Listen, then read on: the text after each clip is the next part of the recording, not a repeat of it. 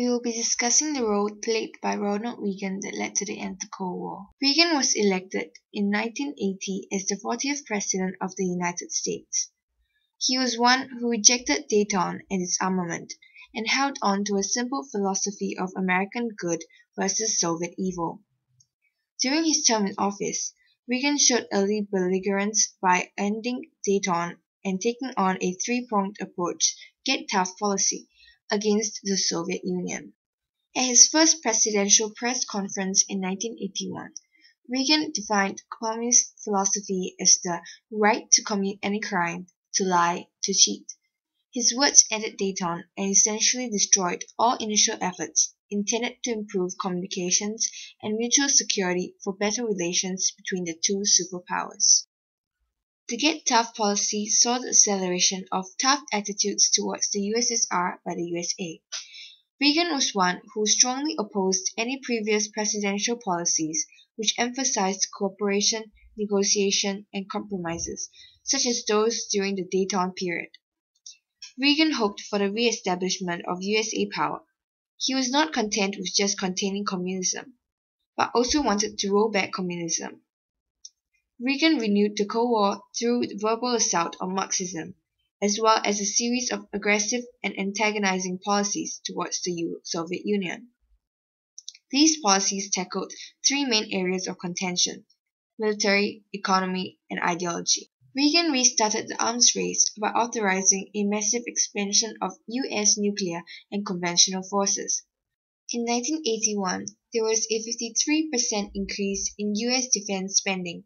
They resumed development of the stealth aircraft, B-1 bomber, and neutron bomb program. All these happened while USA and USSR were in the midst of talks to end the arms race.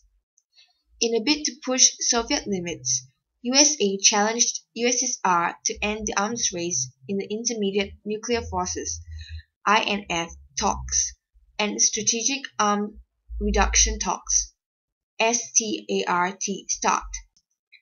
Fully aware that the Soviet relenting would mean that the USSR was conceding to the dominant US, these policies were thus a scheming move by Reagan to weaken the already fragile Soviet economy by pushing its depleting financial resources beyond its capacity, since Reagan knew that the USSR would not back down.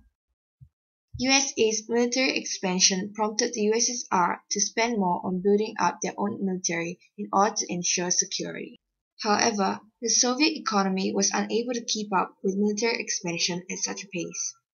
There was a lack of money for basic necessities in the USSR as they were spent on the arms race with USA. This resulted in an internal collapse within the USSR. In the 1980s, Reagan sought to undermine the Soviet Union via proxies.